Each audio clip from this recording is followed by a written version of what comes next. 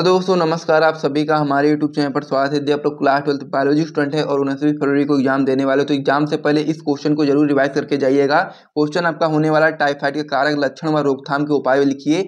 ये आपकी बोर्ड परीक्षा के लिए इंपॉर्टेंट क्वेश्चन है और आपकी बोर्ड परीक्षा में कई बार पूछा भी गया, तो आपको याद होना चाहिए टाइफाइड का कारक क्या होता है, उसके लक्षण क्या होते हैं, उसके रोकथाम क्या होते हैं। तो इसीलिए आप वीडियो को जल्दी से लाइक करो, चैनल को सब्सक्राइब करो। फिर हम लोग वीडियो को शुरू करते हैं और टाइफाइड के कारक, लक्षण व रोकथाम को आइए समझ लेते हैं। तो सबसे पहले आप लोग बताओगे कि टाइफाइड रोग जो होता है उसका जो कारक होता है, वो आप बता सकते हो कि साल्मोनेला टाइफी नामक जीवाणु होता है। तो इससे आपको यहाँ पर याद कर सकते हैं कि जो आपका टाइफाइड है और उसका क्या है, टाइफी। तो इस प्रकार से आप लोग याद कर सकते हो कि टाइफाइड रोग का जो कारक होता है आपका होता है साल्मोनेला टाइफी। अब ये क्वेश्चन आपकी बोर्ड परीक्षा में अति लघु के साथ साथ बहुविकल्पी में बन सकता है कि टाइफाइड रोग के कारक का नाम बताइए, तो बता सकते हो साल्मोनेला टाइफी। इस प्रकार से आप लोग याद कर लो एक दो बार में कि टाइफाइड रोग साल्मोनेला टाइफी नामक जीवाणु से होता है और यह रोग आपका 1 से 15 वर्ष के आयु वर्ग के बच्चों में होता है। यानी कि सामान्यतः यह रोग आपका जो होता है वो 1 से 15 वर्ष के आयु वर्ग के बच्चों में होता है। इस रोग का संचरण घरेलू मक्खी के कारण संक्रमित भोजन से होता है। तो इस प्रकार से ये आपका हो गया टाइफाइड का कारक। तो कारक आपको याद कर लेना, क्योंकि ये आपका कारक अब पूछा जा सकता है बहुविकल्पी और अति लघु उत्तरीय में। और टाइफाइड का कारक, लक्षण व रोकथाम आपका लघु उत्तरीय में प्रश्न पूछा जाएगा, जो कि आपको बोर्ड परीक्षा में 2 और 3 नंबर के लिए आएगा। तो टाइफाइड का कारक तो आप समझ गए होंगे। तो अब हम लोग समझ लेते हैं टाइफाइड के लक्षण के बारे में।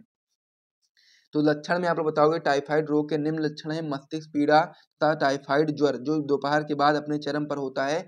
संक्रमण के प्रथम कह सकते हो कि संक्रमण के जो प्रथम सप्ताह होती है उसमें प्रत्येक दिन जो शारीरिक ज्वर होता है वो वृद्धि होती जाती है। यानी कि टाइफाइड के लक्षण में आप लोग एक चीज बता सकते हो कि टाइफाइड रोग के निम्न लक्षण है: मस्तिष्क में पीड़ा होती है, टाइफाइड ज्वर होता है और साथ ही में दोपहर के बाद अपने चरम पर जो बुखार होता है वो बढ़ता चला जाता है। और संक्रमण के प्रथम सप्ताह में प्रतिदिन जो शारीरिक बुखार होता है वो बढ़ता ही जाता है। तो इस प्रकार से आपका ये लक्षण हो गए। अब हम लोग यहाँ पर समझ लेंगे टाइफाइड के परीक्षण, रोकथाम एवं उपचार के बारे में। फिर आपका जो पूरा क्वेश्चन होगा कंप्लीट हो जाएगा और ऐसे आप लोग रिवाइज कर लीजिएगा अपने एग्जाम में जाने से पहले।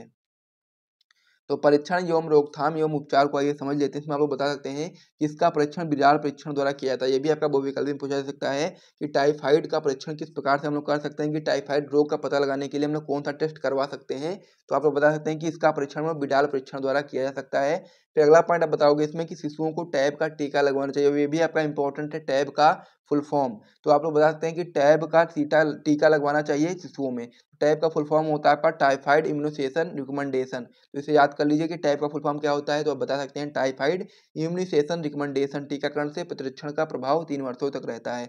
यानी कि जो शिशु होते हैं, छोटे बच्चे होते हैं, उनको टैब का टीका लगवाना चाहिए। और टैब जब हम लोग टीकाकरण करवा लेते हैं तो उसका प्रतिरक्षण जो होता है, प्रतिरक्षण का प्रभाव जो होता है वो 3 वर्षों तक बना रहता है, जिसकी वजह से ये रोग होने की संभावना बहुत ही कम हो जाती है।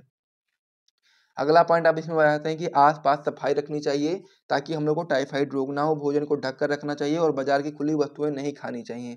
इस प्रकार से आप लोग रोकथाम और उपचार अपना सकते हो कि आसपास अपने सफाई रखोगे, भोजन को ढककर रखोगे। अगर भोजन खुला रखा रहेगा तो उसमें मक्खियाँ आएंगी और मक्खियाँ आकर के टाइफाइड रोग फैलाएंगी। तो इसलिए आप भोजन को ढक करके रखोगे। और साथ ही बाजार में जो खुली वस्तुएं रखी रहती हैं, खुले में समोसा वगैरह रखा रहता है, उसको आपको नहीं खाना चाहिए। ये भी आपका टाइफाइड रोग का कारण बन सकती हैं। तो इस प्रकार से यह जो क्वेश्चन था कि टाइफाइड का कारक, लक्षण व रोकथाम के उपाय बताइए, ये पूर्ण रूप से क्वेश्चन आपका कंप्लीट हो गया है। और यहाँ से यदि आपको वीडियो पसंद आया है तो वीडियो को लाइक करिए, चैनल को भी सब्सक्राइब करिए। फिर हम लोग मिलते हैं नेक्स्ट वीडियो में, तब तक के लिए जय हिंद।